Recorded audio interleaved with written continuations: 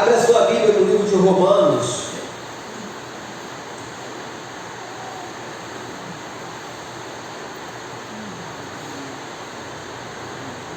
Romanos capítulo 5. Nosso ponto de partida aqui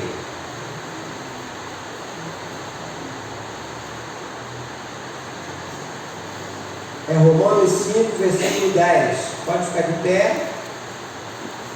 Eu quero falar sobre a ressurreição de Cristo e seus benefícios.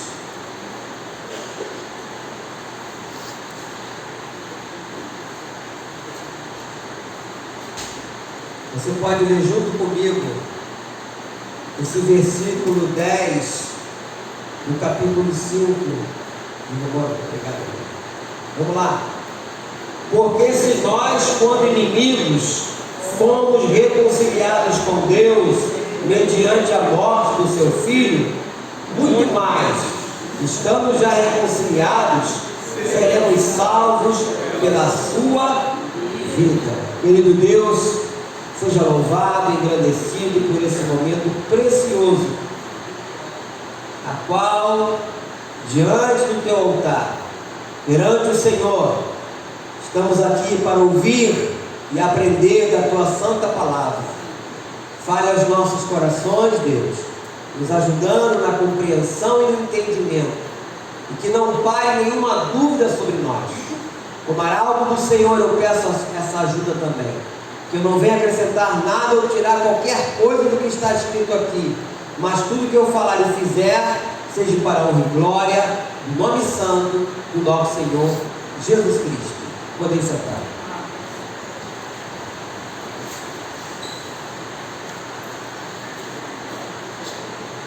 Quero dizer para os irmãos que Cristo ressurreto é o alicerce de todo crente.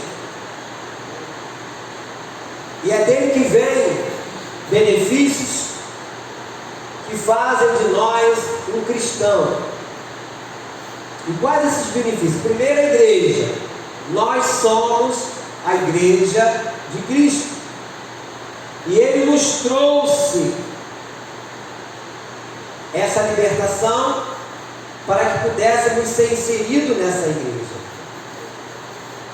Vamos voltar um pouquinho aqui no livro de João. Texto bastante conhecido. João, capítulo de número 8, versículo 32, que infelizmente há pouco tempo falava-se nesse versículo a 3x2, não no objetivo de anunciar Cristo, mas para trazer uma outra verdade. Mas a nossa verdade é Cristo. Então aqui a partir do versículo 32 de João 8 diz assim: e conhecereis a verdade, e a verdade vos libertará. Respondemos: somos descendentes de Abraão, e jamais fomos escravos de alguém. Como dizes tu, sereis livres? Replicou Jesus: em verdade vos digo, todo que comete pecado é escravo do pecado. O escravo não fica sempre na casa, o filho sim, para sempre. Leia comigo todos juntos, versículo 36. Se, pois, o filho vos libertar, verdadeiramente sereis livres. Livre de quê? Da ignorância. Essa palavra ignorância muitos levam para o lado da pessoa ser bruta. Não, ignorância quer dizer falta de conhecimento. Então nós não tínhamos conhecimento do verdadeiro Deus. Nós fomos ensinados de uma maneira errada com respeito a Deus. Eu já disse isso aqui algumas vezes. Eu lembro quando era criança, Deus para nós era como se fosse um bicho-papão. Quem lembra da história do bicho-papão? Qualquer arte que fazíamos, Deus vai te castigar. O tempo todo assim, Deus vai te castigar. Nós conhecíamos o Deus do castigo, não o Deus do amor, não o Deus da salvação, não o Deus da libertação, mas o Deus do castigo. Então nós aprendíamos de forma errada, ouvíamos falar de Deus dessa forma. Hoje nós o conhecemos. não tínhamos conhecimento, éramos ignorantes. Então Ele nos libertou dessa ignorância e também nos libertou da superstição. Eu quero falar um pouco sobre isso, de superstição. Ele nos libertou da superstição. E eu já disse algumas vezes aqui, não é? Hoje, em alguns lugares, chamados de igreja, vivem debaixo de superstição, e até pastores. E eu tenho muita dificuldade. Eu já preguei em alguns lugares assim. Eu tenho dificuldade, porque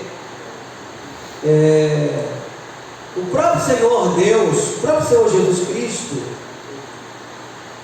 quando Ele fala que veio para o seu, mas o seu não recebeu, né? Hoje você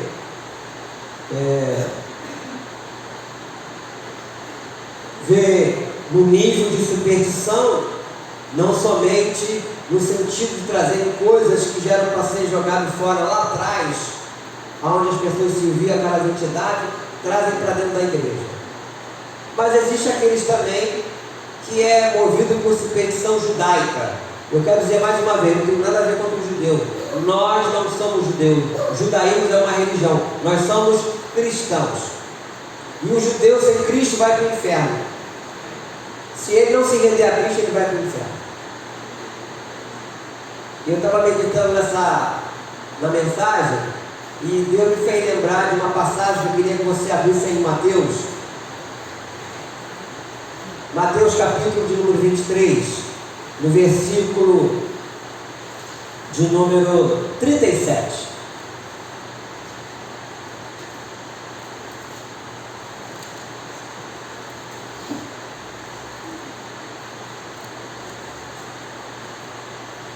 O lamento sobre Jerusalém. Olha só. Mateus 23, versículo 37. Jesus falando, ó. Jerusalém, Jerusalém, que mata os profetas e apedrejas os que foram enviados. Quantas vezes, olha só, quantas vezes quis eu reunir os teus filhos, como a galinha ajunta os seus pintinhos debaixo das asas, e vós não quiseste.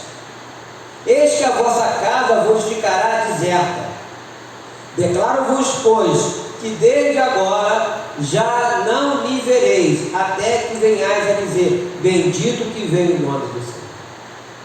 Por mais que Jesus, quando veio, quis trazer eles para perto, eles não quiseram, como hoje não querem. Eles continuam vivendo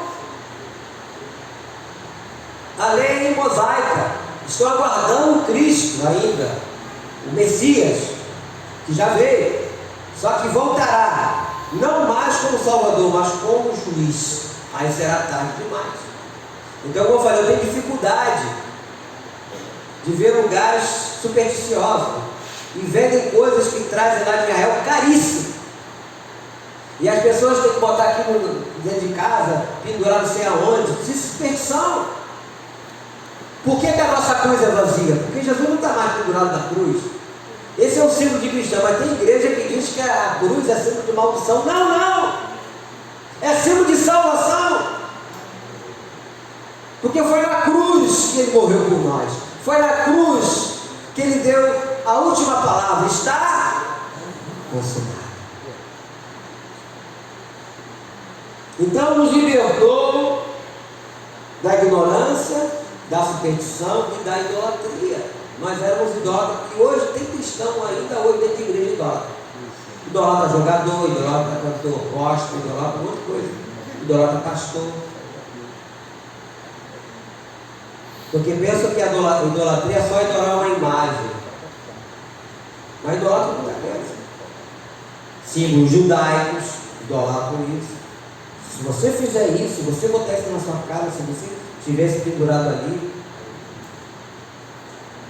Por isso nós lemos aqui em Mateus, né?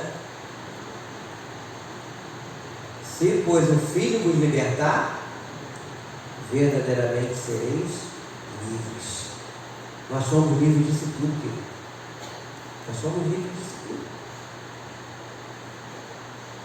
O judeu, homem com 8 dias de nascido, ele tem que ser circuncidado. Ele tem uma marca na carne dele, exterior.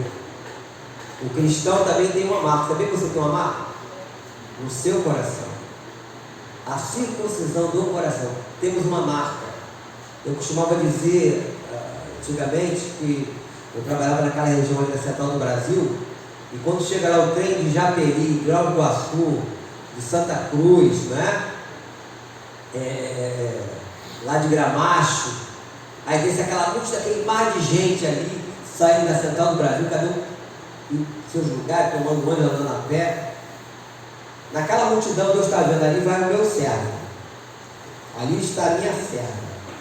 Sempre precisa andar com uma bandeira escrita eu sou de Jesus, porque Deus está vendo que existe uma marca no coração, porque Deus é onisciente, Ele sabe quem é dele. Então nós temos uma marca. Mas hoje, como eu falei, há muita superstição dentro de igreja, um monte de quinquilharia. Nós não precisamos disso não, amado. Nós precisamos de Jesus somente. Se Ele nos libertar, nós seremos livres. Então Ele nos libertou disso tudo, não é? O que a igreja representa para nós? Essa libertação também. Nós temos que mostrar ao mundo que nós somos libertos, estamos inseridos numa igreja chamada Corpo de Cristo. Como indivíduos, não é? O que ela representa para a sociedade? A igreja é o corpo vivo de Jesus Cristo. Ela não é uma simples organização. Ela é um organismo vivo, como eu já falei várias vezes também, ou seja, a ressurreição de Cristo nos permite hoje sermos uma igreja viva, convicta, triunfante, que mais? E fiel a Cristo, não a superstições, não a quinquilharia de um monte de coisa que se trazem. Somente Cristo, somente Ele, mais ninguém. E ao ler a história da igreja, desde o início a igreja começa chamada de igreja primitiva, você vai ver que a igreja atravessou horas de lutas, viveu um momento de crise, inimigos muitos se levantaram contra ela, mas a promessa do livro de Mateus 16:8 continua de pé, quando Jesus falou que as portas do inferno não que prevalecerão contra a minha igreja. Você vê hoje lugares, países chamados onde existe a igreja perseguida, e a igreja continua de pé, matam os nossos irmãos em Cristo, torturam os nossos irmãos, está lá. Tem irmão lá, morrendo, não tem lugar para congregar como nós, não tem como se reunir. Eles sonham com isso aqui, amado. Eles imaginam um dia ter um lugar para se reunir sem ver ninguém entrar, jogar uma bomba, prender eles. E nós temos toda essa facilidade, muitos não estão nem aí. Quero ver o dia que isso aí acabar aqui nesse Brasil. Quero ver, aí nossa área vai ver quem é quem, mas isso é outra história. As pessoas deixam de vir na igreja por qualquer coisa. Mas eles lá valorizam muito eles estarem reunidos, mesmo se for dois. Eles não podem se reunir, não podem nem falar de Jesus. Então a igreja tem atravessado e continua atravessando um momento difícil. E é uma realidade que se cumpre a cada dia. Nós devemos louvar hoje ao Senhor pela bênção da sua igreja, que somos nós. Nós somos a igreja, não é um prédio. Nós reunidos aqui. Há muitos que querem servir a Cristo como cavaleiro solitário. Não existe cavaleiro solitário no reino de Deus. O membro fora do corpo não tem utilidade nenhuma. Paulo falou sobre isso.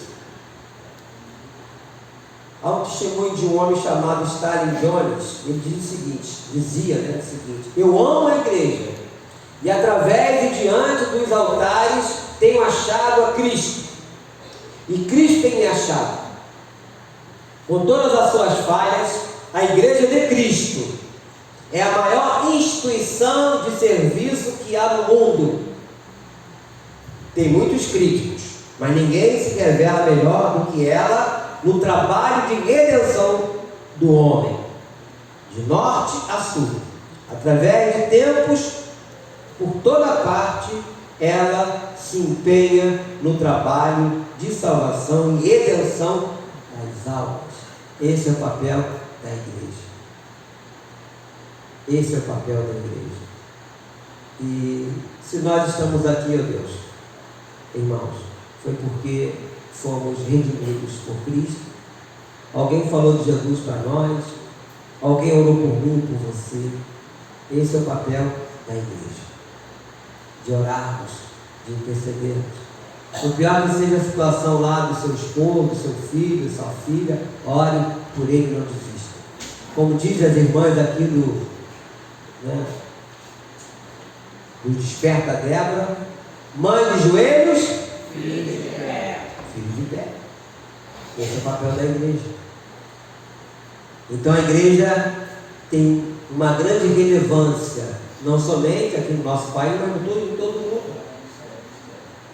Então a ressurreição de Cristo e os seus benefícios criou-se a igreja. E também tem a sua presença conosco, ou seja, o Cristo ressurreto é o Cristo presente. Presente com os discípulos em Tiberíades, com os discípulos na estrada de Emaús, depois dessa ressurreição, com os discípulos no quarto fechado. E ele prometeu que estaria sempre com os seus. Falei aqui ainda há pouco, em Mateus 28, a partir do versículo 19 e 20. Esteve lá, talvez você, Daniel na cova dos leões. Quando o rei olha lá dentro da cova e vê Daniel, mas os leões jejuaram por quê? Porque Daniel era bonitinho? Não, porque o Senhor estava lá com ele.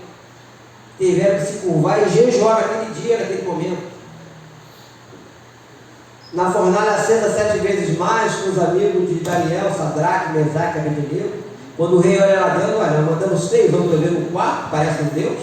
Era o Senhor lá com eles também. Como está comigo e com você, meu irmão e minha irmã. E ainda hoje, Ele está no meio do seu povo. Por mais que as lutas sejam grandes, Deus não desiste de nós. Aquela frase, né, aquele versículo bem, nós falamos sempre aqui na igreja. Nós lemos aqui o Salmo 23. No versículo 4, o que diz? O salmista, rei Davi: ainda que eu ande pelo vale da sombra da morte, não temerei mal nenhum, porque tu estás comigo. Amém? Então o Senhor está conosco. Você tem que ter essa certeza no seu coração. Não importa o tamanho do problema, Deus é maior. Muitas vezes ficamos angustiados, desesperados diante de uma situação difícil. Deus é maior, qualquer problema. Então, queridos, o Cristo ressurreto é o Cristo presente. O Cristo ressurreto é o Cristo da nossa experiência diária. É diária, não é uma vez só não. Não é só no domingo como você pode vir à igreja, é diária no seu trabalho. Eu tive muitas experiências no trabalho, experiência até de arrebatamento trabalhando, muitas experiências. Então esse é o Cristo, o verdadeiro Cristo. Ele é o penhor da nossa própria ressurreição, ou seja, a ressurreição de Cristo é a garantia da nossa ressurreição. Abra comigo aí em 1 Coríntios, capítulo 15. Vou ler alguns versículos aqui. 1 Coríntios 15. Paulo fala sobre isso, ensina aos coríntios, né, sobre isso. A partir do versículo 20,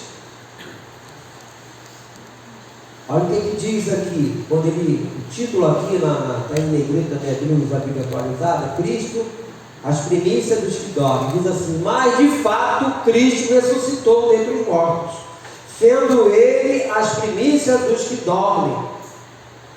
Visto que a morte veio por um homem, também por um homem veio a ressurreição dos mortos.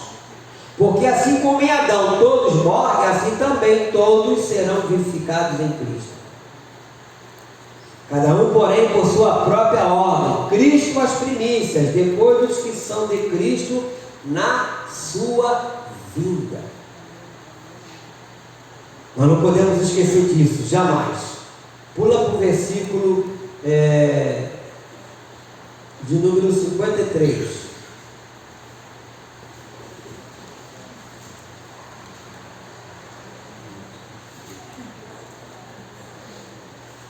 Diz assim: porque é necessário que este corpo corruptível se revista da incorruptibilidade, que o corpo mortal se revista da imortalidade, e quando este corpo corruptível se revestir de incorruptibilidade, e o que é mortal se revestir de imortalidade, então se cumprirá a palavra que está escrita: tragada foi a morte pela vitória. Onde está, ó morte, a tua vitória? Onde está a morte, ó morte, o teu aguilhão? O aguilhão da morte é o pecado, e a força do pecado é a lei. Graças a Deus que nos dá a vitória por intermédio do nosso Senhor Jesus Cristo. Portanto, meus amados irmãos, sede firmes e inabaláveis e sempre abundantes na obra do Senhor, sabendo que no Senhor o vosso trabalho não é o quê? Então a ressurreição de Cristo nos trouxe essa esperança, na verdade uma viva esperança, de que um dia Ele voltará. Os mortos vão ressuscitar primeiro. A Bíblia fala sobre isso. Eles vão ressuscitar primeiro. E depois que tiverem, vão ser arrebatados. A morte, sepultura, caixão, velório, isso é só o primeiro passo. É a morte física. Todos nós vamos ter que enfrentar isso aí. Mas a segunda morte, chamada de morte eterna, nós não vamos passar por ela. Nós vamos estar separados. Porque em vida fizemos aquilo que o Senhor almeja que todos façam, que é se render a Ele. E a partir de então tê-lo como seu único e suficiente Salvador. Creio que os judeus terão a sua oportunidade como tem tido até hoje. Mas enquanto eles estiverem afastados do caminho e não querem, e não aceitam, é muito bonito você ver teólogos ensinando coisas, né, do cristianismo, coisas judaica, eles ensinam muito bem, mas ele não congrega em lugar nenhum, ele não faz parte do corpo de igreja nenhuma. Com todo o conhecimento que eles têm, vão para o inferno, se eles não se render a Cristo, se eles não fazer parte, não é, dessa comunhão. E eu queria fechar aqui lendo uma passagem no livro de João capítulo 6. Vamos lá para João de novo, agora capítulo 6. Jesus estava explicando aos seus discípulos. Houve uma murmuração entre eles.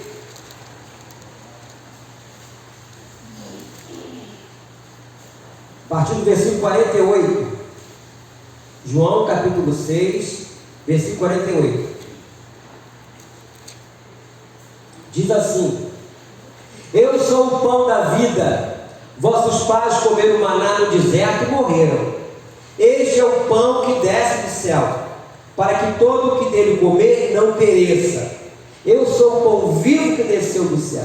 Se alguém dele comer, viverá eternamente. E o pão que eu darei pela vida do mundo é a minha carne.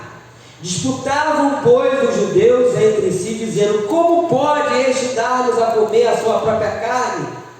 Respondeu-lhe Jesus: em verdade vos digo, se não comerdes a carne do Filho do Homem e não beberdes o seu sangue, não tendes vidas em vós mesmos. Quem comer a minha carne e beber o meu sangue tem a vida eterna, e eu o ressuscitarei no último dia.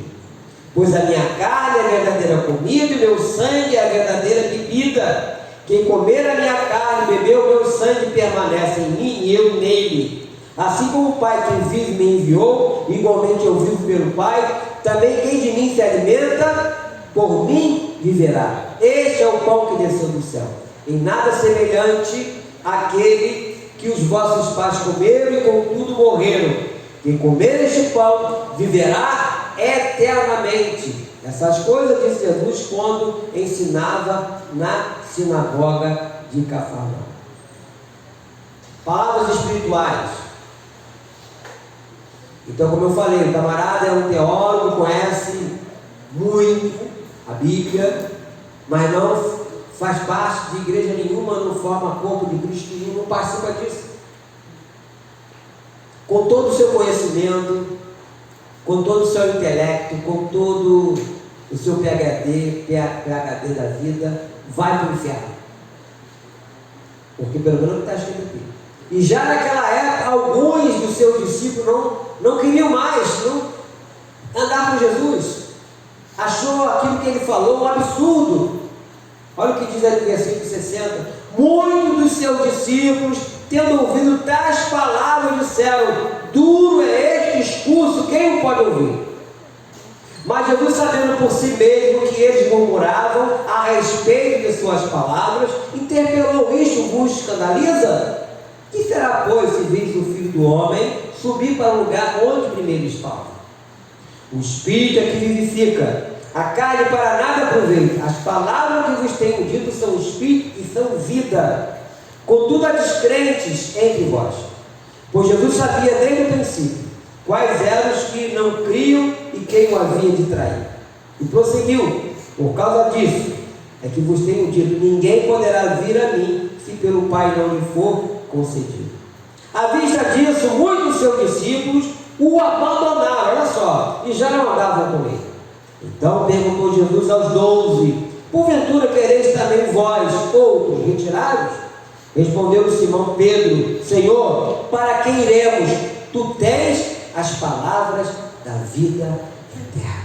Aleluia. Aleluia. Louvado seja o nome do Senhor. Glorificado seja o nosso Deus, por nós estarmos inseridos nisso aqui. Por isso que nós participamos da mesa. Por isso que nos reunimos, formamos um corpo. Isso é igreja. Isso é igreja. E fazemos e repetimos toda essa cerimônia, todo esse simbolismo espiritual.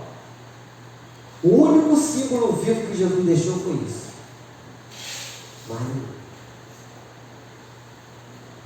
Símbolo vivo por quê? Porque quando você pega o pão, você come, você sente o sabor. Ou não? Quando você bebe o cálice, você sente o sabor. Esse é o símbolo vivo. Não aquele monte de quinquilharia dentro de igreja. Quinquilharia de tudo que você possa imaginar. E as pessoas carregam, isso é superstição. Nós não precisamos disso. Nós precisamos de Jesus. Desse Jesus vivo. Desse Jesus que Pedro fala: Senhor, para onde nós iremos? Só tu tens as palavras da vida eterna. Nós precisamos disso. Nós temos que estar com essas palavras gravadas na tábua do nosso coração e meditá-la de noite, com alegria ou com tristeza, com choro, na saúde, na enfermidade.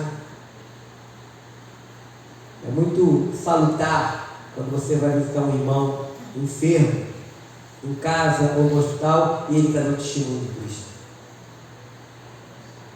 No penúltimo dia do falecimento do nosso irmão, meu Deus, da Grace, lembra aí? Vanderlei, estive lá no hospital. Penúltimo dia, ele evangelizou um rapaz lá no hospital do Fundão. O rapaz se rendeu a Cristo. No penúltimo dia. E logo depois ele veio a falecer. Então ele foi fiel até o fim. Hoje é só aparecer um problema, uma dificuldade, a pessoa já entra em desespero. Entra em desespero, parece que Deus não existe mais. Parece que Deus não existe mais, o mundo vai estar acabando. Eu tenho dificuldade de lidar com isso. Eu prefiro me apoiar e ficar no Salmo 40. Esperei confiantemente pelo Senhor e Ele me ouviu quando clamei de socorro. Eu prefiro me apoiar nisso. Porque falar que Deus é maravilhoso quando está tudo bom é fácil. Quero ver na hora do problema, da dificuldade, na hora do desafio. Na hora de você falar, como Pedro, Senhor, para onde nós iremos? Só Tu tens as palavras da vida eterna. Então, igreja é isso, amado. A igreja tem que dar o seu testemunho. Isso não é utopia, não. Isso é verdade. Onde quer que você for estiver, as pessoas dizem, bom, ali está um servo do Senhor, ali está uma serva de Deus. O seu testemunho fala muito mais do que você pregar. Do que gritar, rodopiar. Mas o seu testemunho perante a sociedade, como cristão, como uma serva de Deus, como servo do Senhor, fala muito mais do que fazer barulho. Barulho, esquece de barulho. Mas a maneira como você se porta perante a sociedade, a forma como você age lá fora. Porque desafios sempre vamos ter. Enquanto estivermos nesse mundo, vamos ter aflição. De alguma maneira vamos ter. Em algum momento vai aparecer alguma coisa para te desestabilizar. Mas nós temos que lembrar que nós fazemos parte de um corpo de Cristo. E o corpo de Cristo é um corpo vivo. Amém, amados? A qual o Senhor se manifesta. E diz aqui que todo aquele que comer da sua carne e beber do seu sangue tem parte com Ele. Ele vai fazer o quê? Ele vai nos ressuscitar no último dia. E o que Satanás tem feito? Tem afastado as pessoas de participarem disso, porque fez alguma coisa errada, às vezes falou uma bobagem, aí Satanás, tu vai participar da ceia? Quando na verdade a pessoa deveria lembrar da palavra do Senhor, que o sangue de Cristo nos purifica e faz o quê? E nos lava de quê? De alguns ou de todos? De todo pecado. Pedir perdão a Deus e participar, e não dar voz a Satanás, não se curvar àquilo que ele fala, usando até pessoas da igreja, pessoas aprendem errado. Há muita gente, queridos, que até batismo as pessoas ensinam errado, falam coisa errada. Eu me lembro de uma palestra que eu fiz no batismo, que a menina falou assim, pastor, a mãe dela não era da igreja aqui não. Minha mãe falou que esse batismo que faz aqui na igreja não vale de nada. Eu falei, é mesmo? Por quê? Não, o batismo que vale é o batismo no rio. Eu falei, mas por quê? Diz que no rio, a água do rio leva os nossos pecados. Então, onde está escrito isso? Não é mais Jesus, não? É água do rio? Então, as pessoas aprendem errado e falam errado. E vai ter um caminho errado. Em vez de ler a Bíblia, estudar a Bíblia, em vez de se apegar a Cristo e ter Ele firme ali, e não largar, e fazer como Pedro, só tu tens as palavras da vida eterna, ponto. Nós não precisamos de quinquilharia de nada, amado, de simbologia judaica nenhuma. Nós precisamos de Jesus, só de Jesus, ponto. Ele é o nosso alvo, foi Ele que morreu por nós, Ele deu a vida por nós, e ponto. Mas tem gente que gosta, né? Porque afinal de contas o povo é emblemático. O povo gosta dessas coisas, né? Como deveria se libertar disso. Isso nós lemos ali ainda há pouco, né? Lá no livro de João, capítulo 8, versículo 36. Se pois o Filho vos libertar, verdadeiramente sereis livres. Curva sua cabeça, vamos orar, vamos participar da mesa. Querido Deus, te louvamos, te bendizemos pela tua palavra, que o Senhor nos dê graça, que o Senhor nos conceda sabedoria, para que possamos, ó Deus, colocar em prática o que nós aprendemos, que a nossa vida esteja em Ti, e que nada além da tua palavra possa estar acima do argumento dessa verdade. Nada, Senhor. Que o Senhor nos perdoe se temos falhado, se temos errado, e se em algum momento ainda usamos e temos praticado qualquer tipo de superstição fora do contexto da tua palavra. Nos perdoe. E como igreja do Senhor, queremos ser lapidados por Ti, dia após dia, noite após noite, para que quando chegar naquele grande dia, o Senhor poder dizer para todos nós, que se encontra aqui, servo bom e fiel, entra com o meu descanso. Quando fala de fiel, fala de fidelidade. Fidelidade a Ti, não fidelidade a superstições, não fidelidade a simbologia que não nos pertence, mas fidelidade somente a Ti. Eu te peço isso, ó Deus, no nome santo do nosso Senhor Jesus Cristo. Amém? Vou passar, pode me servir a mesa, pastor Juliano.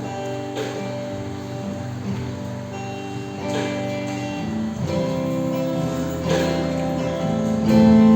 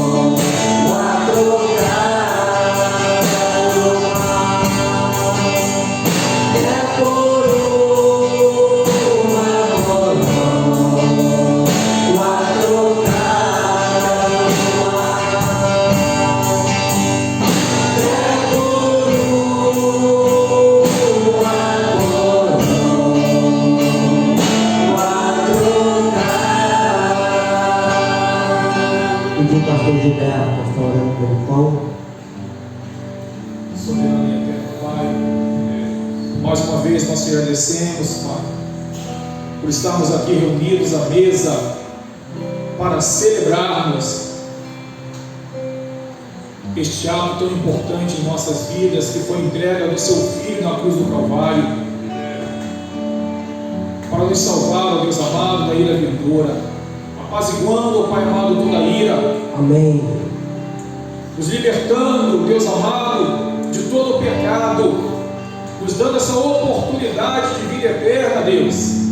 Nós te agradecemos, Pai, pela obra de Cristo realizada por nós, pelo teu imenso amor, por tudo que o Senhor tem feito em nossas vidas, e que ao participarmos, Pai amado, da mesa, nós possamos, Deus, fazer uma reflexão de como tem sido a nossa vida, pedimos perdão a Ti, ó Deus, e participarmos dignamente. Sim, Deus. Que o Teu Espírito Santo, nesse momento, venha sondar o nosso coração, e que nós possamos ser renovados ao participarmos da mesa. Obrigado, Deus. Obrigado pelo sacrifício de Jesus Cristo na cruz do Calvário em nosso favor. Obrigado por este corpo que foi moído, que foi humilhado, que foi maltratado e que sentiu todas as dores, Pai amado, pela nossa culpa. Nós te agradecemos, ó Deus, e abençoamos o pão em nome do Pai, em nome do Filho e em nome do Espírito Santo. Que todos que creem digam amém. Comei dele todos.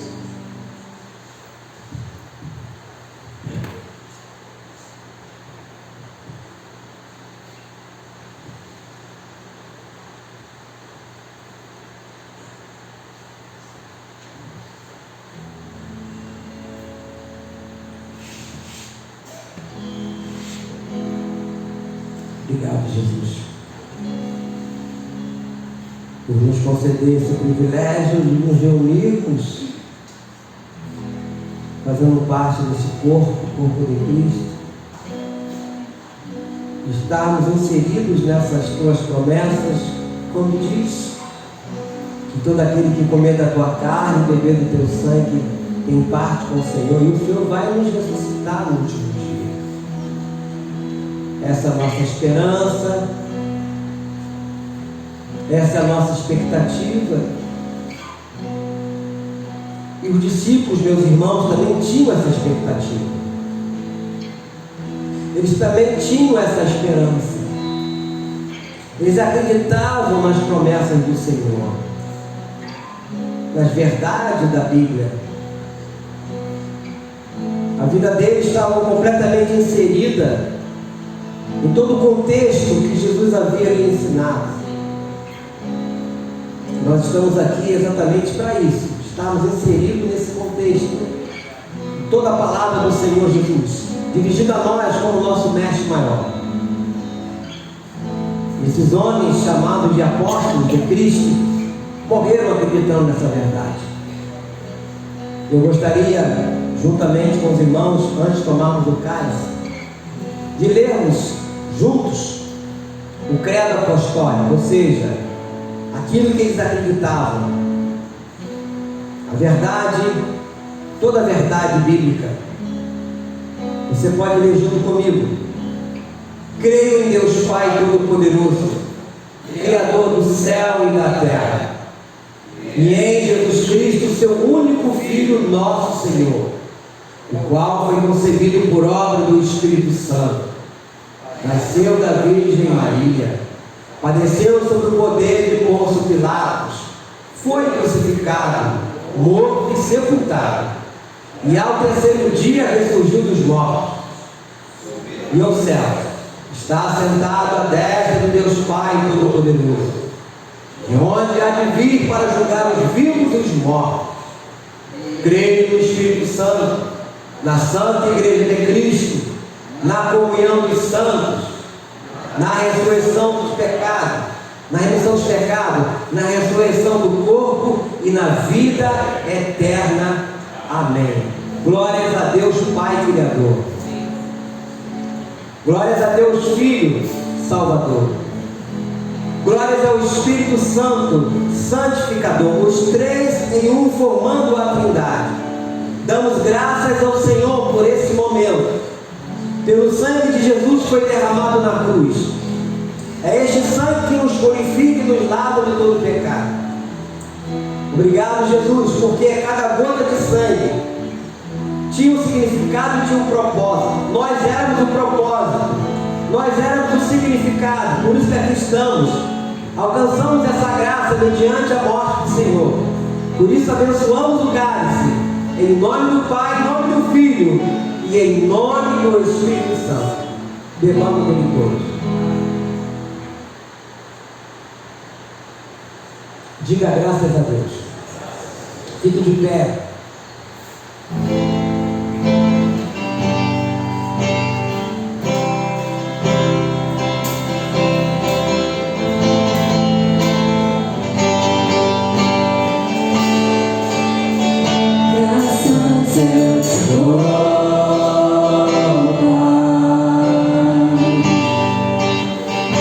Pelo preço que pagou.